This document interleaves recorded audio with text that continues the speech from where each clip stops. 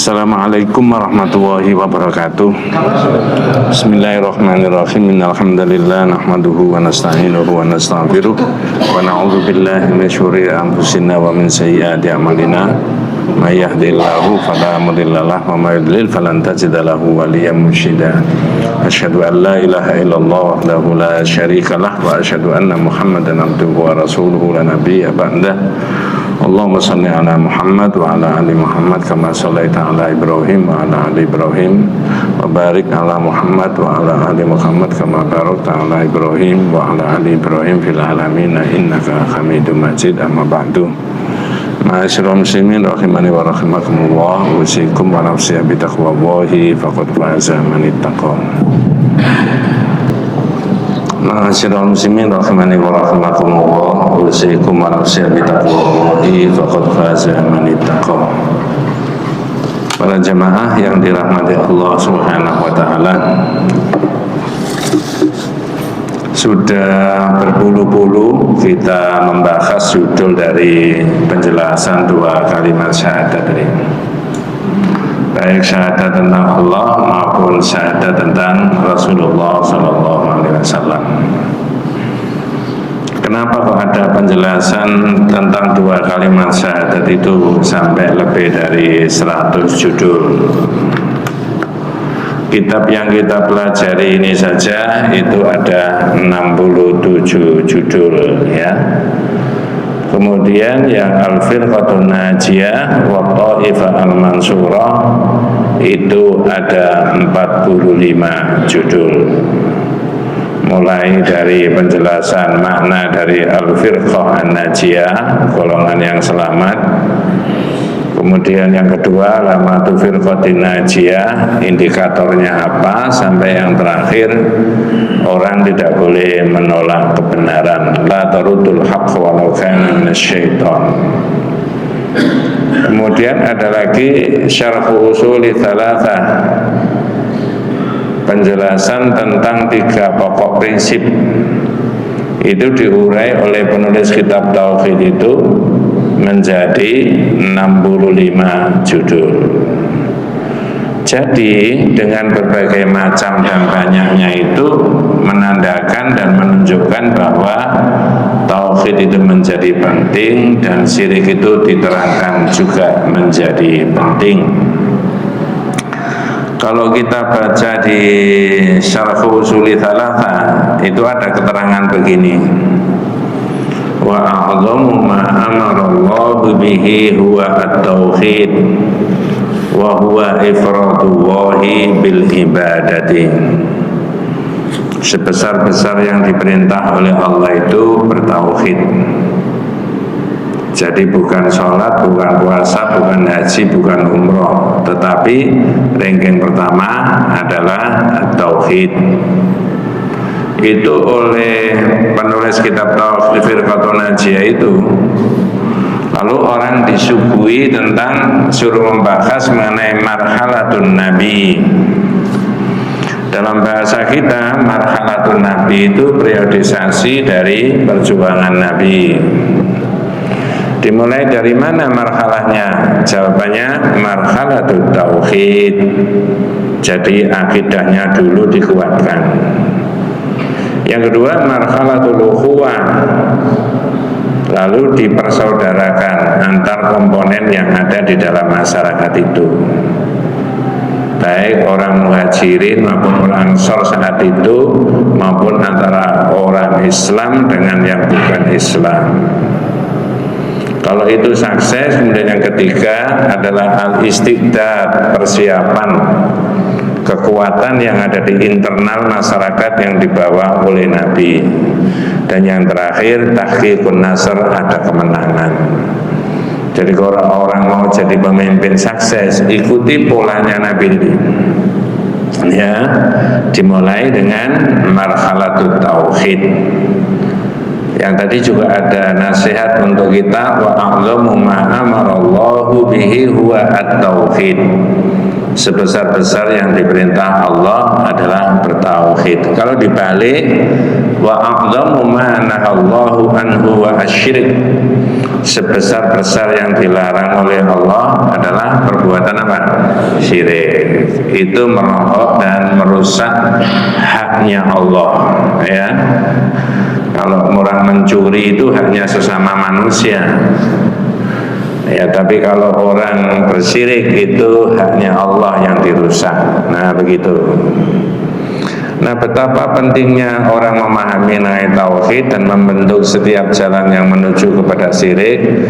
Malam hari ini yang dibahas adalah himayatun nabi janabat tauhid wasaddahu kulla tariqin yusilu ila asyirki. Itu kalau tidak membaca kitab agak susah itu. Apa maknanya? Upaya Nabi. Ya, judul itu menurut pikiran penulis tauhid. Tapi diberi penjelasan berdasarkan dilalah, dalil-dalil. Saya ulangi, judul itu karangan siapa? Penulis kitab. Tapi isinya diisi dengan dilalah, dalil-dalil. Lalu kesimpulannya himayatul Mustafa tadi, upaya Nabi dalam memelihara tauhid dan membendung setiap jalan yang menuju kepada syirik. Kenapa kok begitu? Nah, banyak penjelasan. Annallaha la yardha ayyushraka ma'ahu ahadun fi ibadatihi, la malakun muqarrabun wala nabiyyun mursalun. Sesungguhnya Allah itu tidak ridho kalau Allah itu disirikan, ya, dalam beribadah dengan siapapun dan apapun, baik dengan malaikat sebagai makhluknya yang paling dekat maupun dengan nabi yang diutus oleh Allah. Allah tidak ridho. Nah, umat Islam itu mengikuti tidak ridhonya Allah itu tadi. Nah, itu maksudnya. Apakah masyarakat yang didasarkan pada akidah tauhid itu menjadi masyarakat yang berkemajuan, yang modern? Jawabannya iya. Saya sudah sering kali menerangkan. Hari Ahad kemarin saya terangkan di Lamongan. Ada organisasi yang kita bergabung di dalamnya, usianya sudah berapa? 113 tahun. Yang ini saya selipkan sedikit, ya.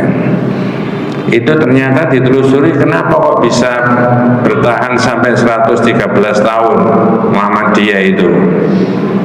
Terus relatif tidak pernah ada konflik, betul Pak ya? Di PP maksudnya, ya. Apa ada daerah-daerah dan wilayah-wilayah membuat pernyataan mau menyelenggarakan muktamar luar biasa? Tidak ada, ya. Kok semut, tenang berjalan, membangun terus. Itu kalau ditelusuri jenengan dan saya itu tentang yang didasarkan pada akidah tauhid juga. Di mana kita bisa mengetahui? Satu, di mukadimah anggaran dasar dan anggaran rumah tangga, bahwa sesungguhnya ketuhanan itu ialah hak Allah semata-mata. Bertuhan dan beribadah merupakan kewajiban seluruh makhluk, terutama manusia. Itu tauhid. Ya, ketuhanan itu adalah hak Allah. Bahasa hadisnya haqqullahi 'alal ibad, haknya Allah yang merupakan kewajiban manusia. Apa kewajiban manusia? Menyembah Allah satu-satunya dan tidak syirik. Nah, menyembah Allah itu wujudnya macam-macam, bisa dengan hatinya, dengan pikirannya, dengan gerakan fisiknya, dengan ilmunya, dengan jabatannya, dengan hartanya. Itu kalau jadi bangunan-bangunan kayak begini, ya. Kemudian yang kedua itu di PHI, pedoman hidup apa? Islami warga Muhammadiyah. Apa isinya? Ini saya terangkan di luar Muhammadiyah juga, tidak masalah. Muhammadiyah juga saudara kita, NU juga saudara kita, Persis juga saudara kita, Al-Irsyad ya wis tidak bahas itu, ya pokoknya gitu aja lah, pokoknya ya. Saya terangkan Di buku PH itu bagian yang ketiga, setiap warga Muhammadiyah wajib menjadikan iman dan tauhid sebagai landasan gerak dan perjuangannya. Tauhid. Ya. Lalu yang digagas di Solo, muktamar, ya, muktamar di Solo, apa itu? Masyarakat berkemajuan, ya, itu al-mabniu atau Islam berkemajuan itu al-mabniu ala tauhid, didasarkan pada akidah tauhid. Nah, ini salah satu titik ini yang saya bahas malam hari ini dengan panjenengan. Himayatul Mustafa janabat tauhid wasaddahu kulla tariqin yusilu ila asyiriki. Upaya Nabi dalam memelihara tauhid dan membendung setiap jalan yang menuju kepada kesyirikan. Dimulai dari mana pikiran kita? Dimulai dari penjelasan sosok Nabi Muhammad itu siapa, itu dulu. Ya, di dalam Al-Quran surat 41 ayat 6, ya. Jangan kalau membawa HP yang di dalamnya ada Qurannya bisa diikuti. Surat apa tadi Pak? 41. A'udzu billahi minasyaitonir rajim. Bismillahirrahmanirrahim. Qul innama ana basyarum mithlukum yuha ilayya annama ilahukum ilahu wahid. Sampai di ayat itu, sampai di koma di itu tadi, permulaan ayat itu sampai separuh dari ayat itu sama dengan surat Al-Kahfi ayat yang terakhir. Ayat yang terakhir, ayat yang keberapa Pak? Duh, kata maju Al-Kahfi 110 sama. Jadi Nabi Muhammad suruh menjelaskan tentang dirinya. Ini pandangan tauhid. Beda dengan filsafat mungkin. Barangkali juga beda dengan sufi. Ya. Katakan Muhammad, sesungguhnya aku ini manusia biasa seperti kamu. Itu kata mufassir, ahli tafsir manane. Mithlukum seperti kamu itu maknanya tahqiqul basyariyah. Tahqiqul basyariyah menguatkan hakikat basyariyahnya Nabi, bahwa Nabi itu manusia seperti manusia pada umumnya. Nabi disuruh mengatakan laisa li rububiyah wala uluhiyah. Di dalam diri saya ini, ya itu maknanya Pak, tidak ada unsur-unsur rububiyah. Unsur-unsur rububiyah itu unsur yang dianggap Nabi Muhammad ikut menciptakan dunia dan seisinya, ikut memiliki dunia dan seisinya, ikut mengatur. Al-Khaliq, Al-Malik, Al-Mudabbir. Nah, ini sudah dari situ aja sudah beda itu. Ya, kita dengan sebagian saudara kita yang sering kita dengarkan di YouTube itu ya. Dalilnya ada. Makanya kalau saya ngaji di kampung, di desa ibu-ibu itu, saya tanya gini, saya bodoh. Bu, misalkan Nabi itu hidup di Surabaya, sarapannya pakai apa? Kalau di Lamongan? Kalau di Jogja?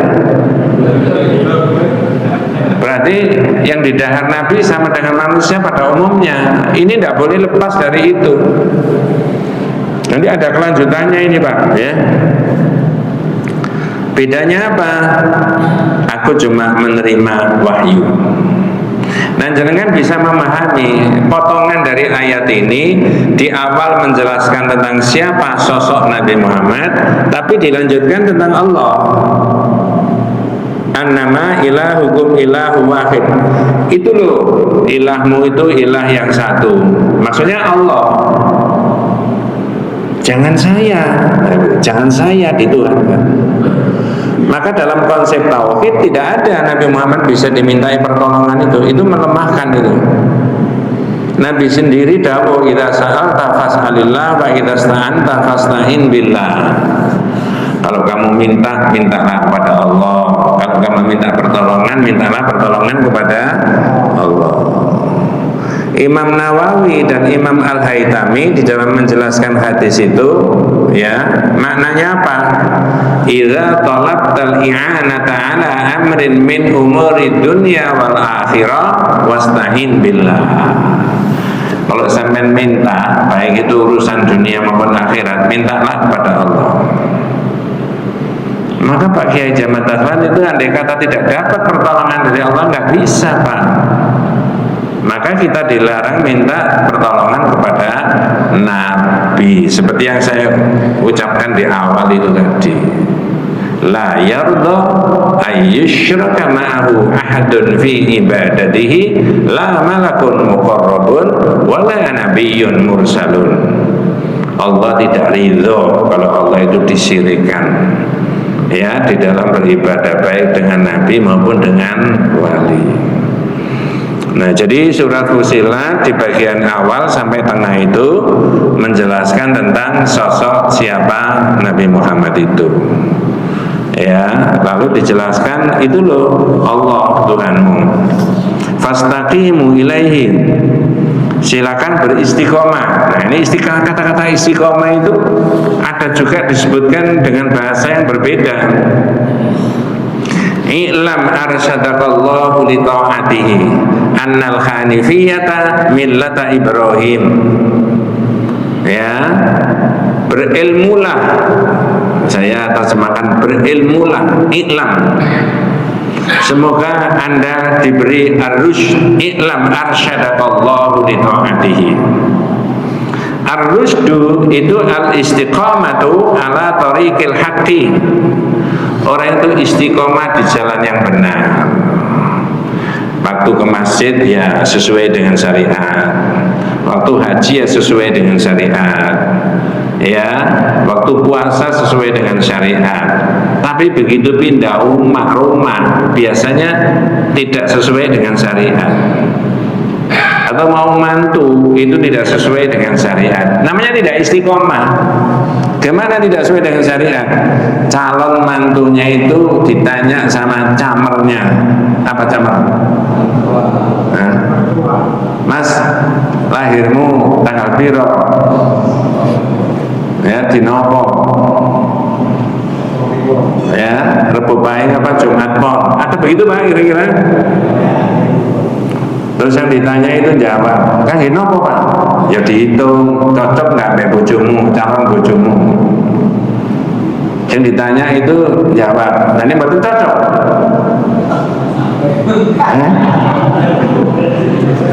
Loh, ini ada di masyarakat Pak. Tauhid ini tidak mengolok-olok orang, enggak, menjelaskan. Itu namanya tidak istiqomah.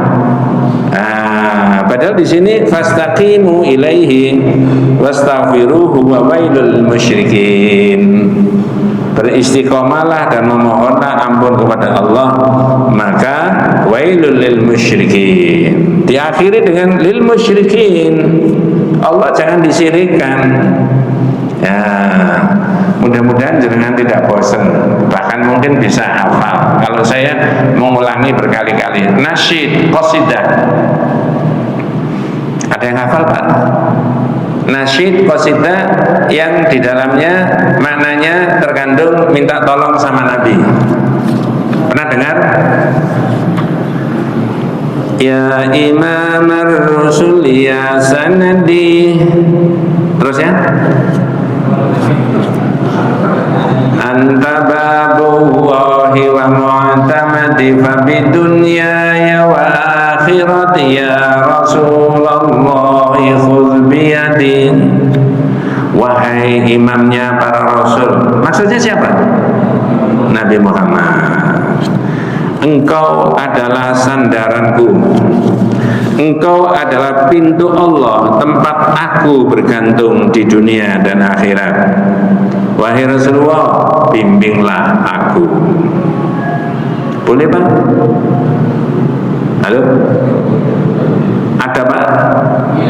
Nah, ini Pak Ustadz, Pak Kiai kalau menerangkan begitu tidak boleh mengolok-olok, tapi boleh diterangkan dalam sudut pandangan tauhid. Minta tolong sama Nabi tidak pada tempatnya, menyalahi iyyaka na'budu.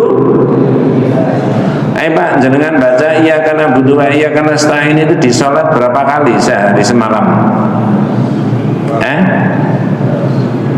Lebih tulas, berarti sholat wajib dong sama ini.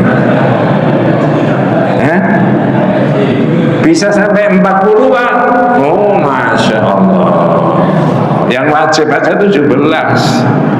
Qobliyah, ba'diyah, tahiyatul masjid, ada kesempatan sholat duha, mungkin qiyamul lail, mudah-mudahan dimudahkan sama Allah. Jadi pada pemikiran yang pertama tentang himayatun Nabi, upaya Nabi, itu Nabi menjelaskan di dalam Al-Quran lewat Allah yang menjelaskan lewat lisannya Nabi bahwa Nabi itu hakikatnya manusia biasa. Itu bagian yang pertama. Bagian yang pertama juga ditambahi dengan surat 25 ayat yang ke-7. Nah, surat berapa Pak? 25 ayat yang ke-7. Oh banyak Pak itu ya. Berbagai cara Allah menerangkan tentang nabinya itu supaya tidak keliru gitu ya. Coba sebelum dibaca ayatnya itu ya, saya tanya, apakah Nabi Muhammad pada saat itu ketika masih hidup itu keluar masuk pasar? Cuma saya tidak tanya, apa masuk di gorong-gorong? Enggak begitu saya. Enggak. Pada ada pertanyaan saya begitu. Benar gak keluar masuk pasar Pak? Ngapain? Iya. Apakah Nabi Muhammad makan seperti yang dimakan oleh orang-orang pada saat itu? Dari dua alasan itulah orang kafir tidak mau menerima Muhammad sebagai Nabi dan Rasul. Coba. Ini Nabi kok keluar masuk pasar gimana sih? Makan seperti makanan kita. Ya mestinya malaikat. Ini pikiran silang merah. Apa artinya silang merah? Salah. Sama dengan pikiran Nabi itu bisa datang ke sini, bisa dimintai pertolongan. Ketika Nabi datang ke sini, terutama di bulan Rabiul Awal, orang-orang disuruh. Saya tidak pengalaman, makanya nggak ada yang jawab. Nggak ada di tauhid. Wa qalu ma li hadzal rasul, surat yang ke-25 tadi. Wa qalu ma li hadzal rasul yaqulu ta'am wa yamshi fil aswaq. Kenapa Muhammad itu kok keluar masuk pasar dan makan seperti makanan kita? Falaula unzila alaihi malakun fayakuna ma'ahu nadhira. Kok tidak malaikat aja diutus? Ini pikiran silang merah, salah. Justru Nabi itu dari unsur manusia itu menandakan buktinya Nabi itu keluar masuk pasar. Kenapa? Sosok Nabi ini nanti jadi panutan orang. Betul Pak ya? Lah kalau manusia biasa seperti jenengan seperti saya lalu disuruh mengikuti malaikat, kira-kira cocok gak Pak? Cocok apa enggak? Enggak. Lam ya'cok. Tidak. Tapi itu bukan bahasa Arab loh Pak ya. Enggak cocok. Ini ya, jangan berpikir yang aneh. Pengetahuan kita tentang Nabi harus pakai dilalah. Dalam kitab yang lain lagi ya, Syarh Usuli Thalatha itu ada keterangan begini. Nanti kalau kita pilih khatam ganti kitab itu ya. Ya khatamnya kapan? Ya kira-kira 3 tahun lagi lah. Sudah ganti presiden ya kan. Itu kitab itu memberi nasihat kepada panjangan begini. I'lam rahimakallahu annahu yajibu alaina ta'allumu arba'i masail. Al-ula al-ilmu. Coba. Saya ambil yang pertama tadi. Berilmulah, semoga Anda diberi rahmat sama Allah. Sesungguhnya wajib bagi tiap umat Islam itu mengerti tentang 4 hal. Al-ula, pertama al-ilmu. Orang Islam itu harus berilmu Pak. Ilmu tentang apa? Ma'rifatullahi wa ma'rifatu nabiyyihi wa ma'rifatu dinil islami bil adillati. Wajib mengerti tentang Allah, mengerti tentang Nabi, mengerti tentang agama Islam pakai dalil. Pakai apa Pak? Berarti mengerti Nabi pakai apa? Dalil. Jangan pakai filsafat, jangan pakai kitab Fathul Jari. Jari siapa Mas? Ada Pak di kitab apa? Fathul Jari. Maksudnya jari-jari ini. Nah, jangan. Ada dasarnya. saya ulangi, di bagian pertama sudah dijelaskan siapa sosok Nabi Muhammad Sallallahu Alaihi Wasallam. Wes, dalam perkembangannya bagian yang kedua, upaya Nabi dalam memelihara tauhid tadi dijelaskan tentang wafatnya Rasul. Ya, wafatnya Nabi kita Muhammad. Karena manusia biasa, Nabi Muhammad itu wafat gak Pak? Wafat. Ya, sama wafatnya Nabi Muhammad sama nggak dengan wafatnya orang-orang yang lain? Sama. Hakikatnya bagaimana? Dipisahkan antara jasad sama apanya? Roh. Besok kita dipisahkan nggak Pak? Halo? Iya. Maksudnya besok-besok Pak? Tapi kalau sudah besok-besok dipisahkan oleh orang itu wafat, menurut Rasulullah ya dimandikan, dikafankan, kemudian disolatkan, lalu diantarkan, dimakamkan. Jenengan pernah mengantarkan Pak? Pernah. Enak mengantarkan apa enak diantarkan?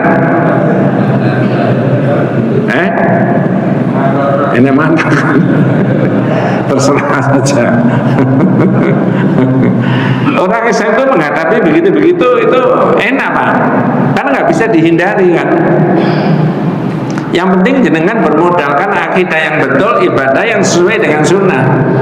La ibadata illa ma ja'a bihi Rasulullah SAW. Tidak ada model ibadah kecuali yang diajarkan oleh Nabi, dan itu sudah diteliti oleh Masjid Tarjih. Jenengan dan saya sebagai orang bawah mengikuti saja. Saya ulangi, saat-saat tertentu Nabi Muhammad juga akan wafat. Jawabannya iya, tidak usah diterangkan. Pertanyaannya begini, apakah ketika Nabi Muhammad wafat itu mengagetkan para sahabat saat itu? Jawabannya ya. Apakah di antara para sahabat itu sepertinya tanda petik tidak percaya kalau nabinya wafat?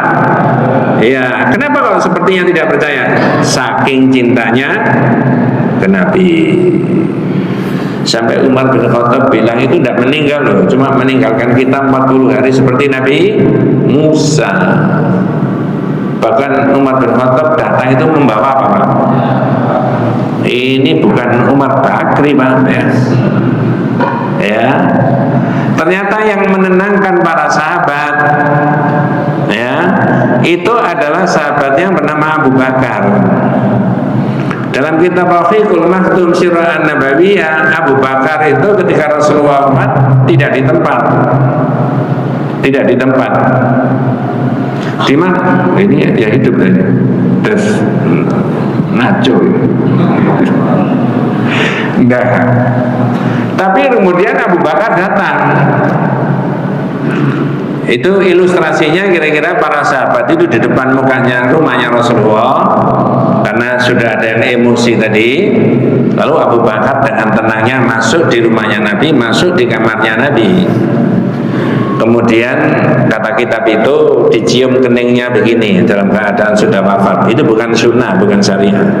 Terus Nabi Abu Bakar bilang, ya Rasulullah, ma atyaba hayyan wa ma atyaba mayyitan. Nabi, engkau ini ketika masih hidup mulia, wafat juga mulia. Mudah-mudahan jangan dan saya masuk dalam doanya Abu Bakar tadi Pak ya. Iya, berlaku kapan saja. Kemudian Abu Bakar keluar. Nah, Abu Bakar keluar itu kemudian memberikan pidato menenangkan para sahabat tadi. Salah satu petikannya pidatonya Abu Bakar yang sangat populer pada saat Rasulullah wafat, ayyuhan nas qad araftum wa qad alimtum bi anna Muhammad qad mata.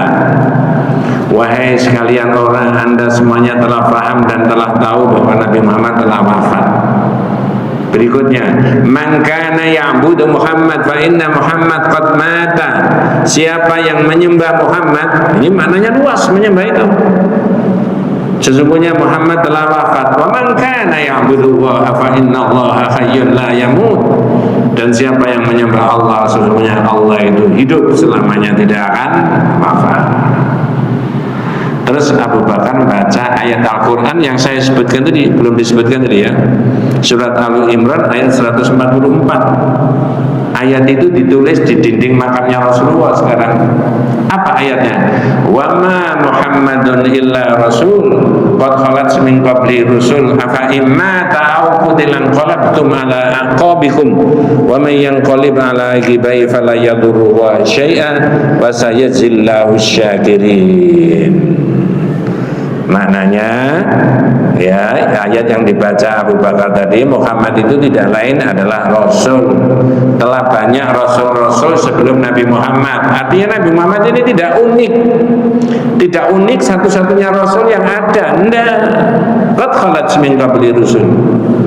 Afa imata, apakah andai kata Nabi Muhammad itu wafat atau dibunuh orang, kamu akan jadi orang kafir kembali ke belakang, jadi orang murtad maksudnya.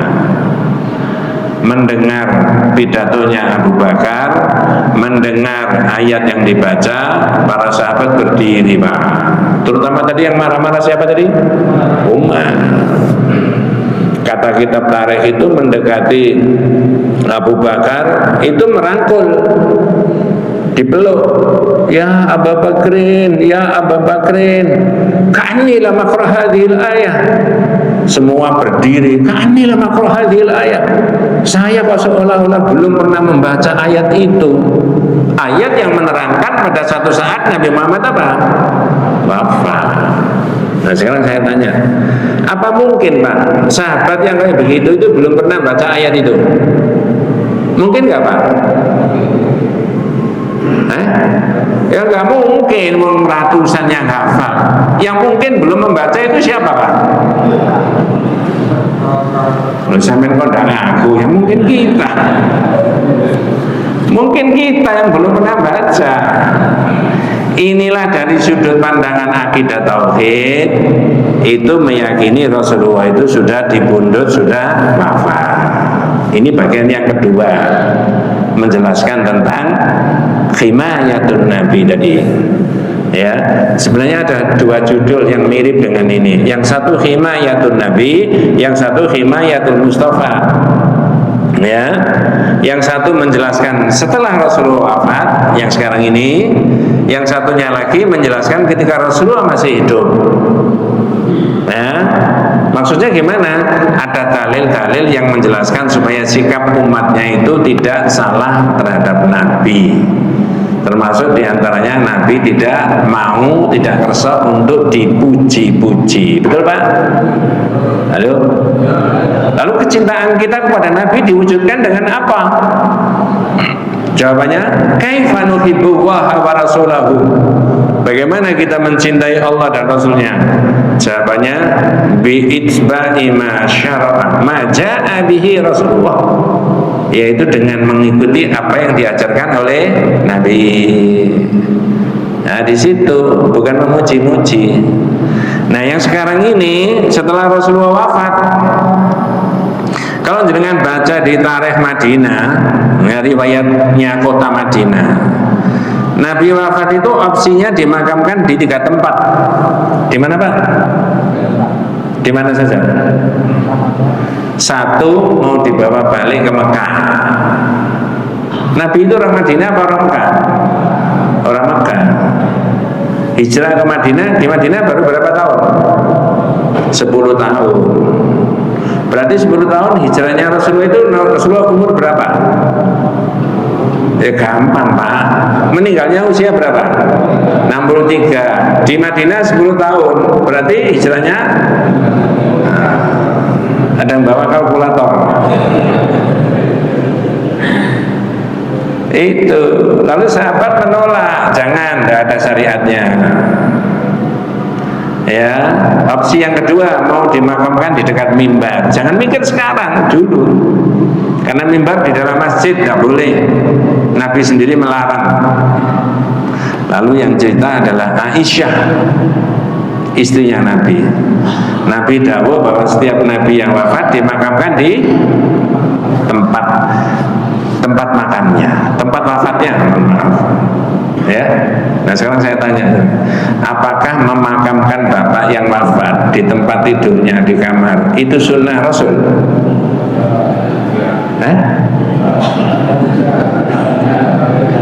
Kalau itu sunnah Rasul, kira-kira istri kita gimana kira-kira? Bisa turu nggak? Itu jenengan baca lagi Pak di kitab yang berbeda lagi. Judulnya Hujratun Nabi Sallallahu Alaihi Wasallam Tarikhuha wa Ahkamuha. Kamarnya Nabi, sejarahnya dan hukumnya. Oh, itu diterangkan di situ. Ya, apa maksudnya? Satu peta kamarnya Nabi itu ketika Nabi masih sugeng, masih sehat, dipakai ngaji nggak Pak di situ? Kamar itu loh, dipakai sholat, dipakai zikir. Nah, ketika Rasulullah wafat, lalu Rasulullah dimakamkan di situ, satu peta tadi hukumnya berbeda nggak? Berubah. Sama dengan ini ada tanah kosong 100 kali 100 meter. Ya, dipakai layangan boleh Pak, sepak bola boleh, sholat Idul Fitri, Idul Adha boleh, tabligh akbar boleh di situ. Nah, ketika disepakati oleh masyarakat berdasarkan izin mau dipakai sebagai makam, lalu dibatasi ini, berubah nggak? Masuk di situ ada doanya nggak? Ada. Boleh nggak saya enaknya melangkah ke sana sini ke situ? Nggak boleh. Entah berapa kali saya ngomong di sini dan di tempat-tempat yang lain, mestinya Muhammadiyah itu beli tanah untuk kuburan. Nanti minta kasih sebentar. Kenapa kok begitu? Ya, ayo saya tanya. Ada bayi lahir, Muhammadiyah menyiapkan apa? Rumah sakit, betul Pak ya? Caranya gini, diajari, diapakan, sunahnya didoakan, akikoh dan seterusnya, ya, dan seterusnya terus. Ini orang sakit ditampung di rumah sakit yang Muhammadiyah, diajari sakit itu begini, sholatnya begini, ini ya, terus itu. Nah sekarang orang meninggal, ada sunahnya nggak dia?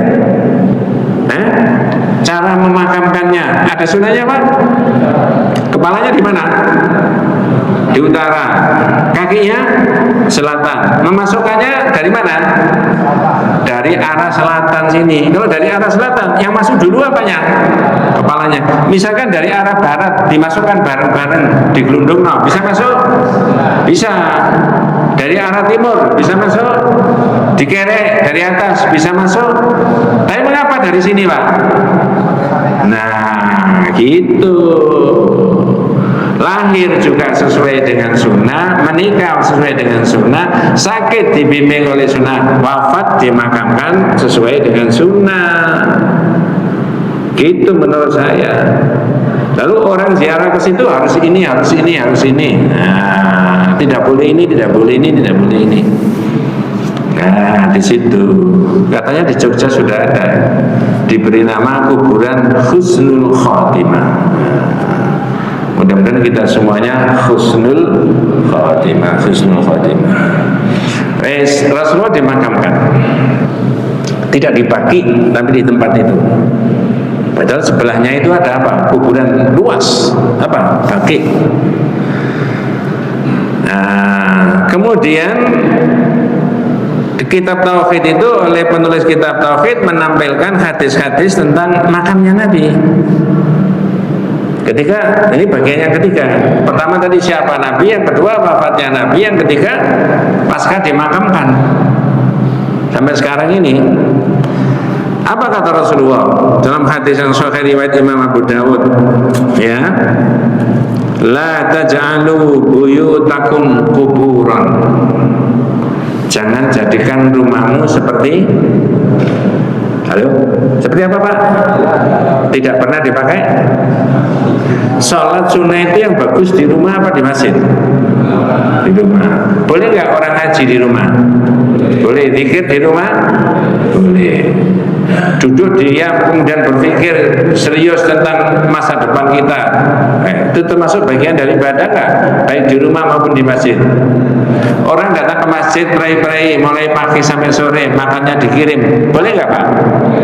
Namanya apa? Itikaf. Berarti model-model kayak begitu jangan dilakukan di mana? Kuburan. Itu kalau di kuburan duduk diam berlama-lama itu bukan itikaf itu. kenger-kenger. Ya, loh ini betul Pak. Selesai memakamkan, selesai. Setelah ziarah selesai. Mudah-mudahan jenengan tidak salah. Ziarah kubur itu ada dua pertanyaan. Apakah ziarah kubur itu maksudnya A, naf'ul amwat, memberi manfaat kepada orang yang wafat, ataukah B, al-intifa'u bil amwat, mengambil manfaat? Yang satu memberi manfaat, yang kedua yang B mengambil manfaat. Yang mana Pak? Jangan A, B. A. Jadi kehadiran saya, kehadiran panjenengan itu memberi manfaat kepada mereka. Lah memberi manfaat itu menurut syariat atau menurut kita sendiri Pak? Oh, menurut syariat, memberi salam, mendoakan. Itu jangan kendi. Ya. Nabi dawuh la taj'alu buyutakum kuburan wa la taj'alu qabri idan. Jangan jadikan rumahmu seperti kuburan dan jangan jadikan kuburanku, kata Nabi, sebagai tempat perayaan. Atau ada siklus waktu tertentu. Setiap hari ini saya ke sini, setiap hari ini sini. Itu seperti sunnah kalau begitu. Ya. Setiap Ramadan tanggal sekian saya mengunjungi kuburannya Nabi. Itu seperti sunnah, padahal tidak. Maka Id itu maknanya balik ke situ. Idul Fitri setiap tanggal 1 Syawal. Maka Nabi melarang la taj'alu qabri idan. Jangan jadikan kuburan saya sebagai tempat perayaan atau orang datang ke situ berlama-lama. Lalu gimana Pak Ustadz kalau Rasulullah sudah wafat tidak bertemu dengan kita? Jenengan dan saya diperintah Nabi sesuai dengan Quran juga, wasallu alayya. Apa Pak? Artinya baca sholawat kepada saya. Ada jaminan sampai ke Nabi Pak? Fa inna sholatakum tablughuni haitsu kuntum. Bacaan sholawatmu itu sampai kepada saya di mana saja kamu berada. Dipanggil, sampai enggak ke Nabi Pak? Caranya sampai gimana? Jawabannya gampang. Yang enggak tahu Ustaz, itu sudah urusannya Allah. Betul ya? Ya, kok nanya saya gitu. Itu Pak. Nah cuma mohon maaf ibu-ibu dan bapak sekalian, saya tidak bermaksud mengolok-olok, karena saya sering ditanya orang, terus sholawat yang mana? Jawabannya lafalnya maksud saya. Sholawat yang mana? Nabi memerintahkan baca sholawat. Lalu sholawat yang mana? Sholawat yang diajarkan Nabi menurut hadis. Bingung Pak? Dengan ini kudu dibangkitkan semangat ini. Saya tak baca 3 ayat. Jangan tidak ini.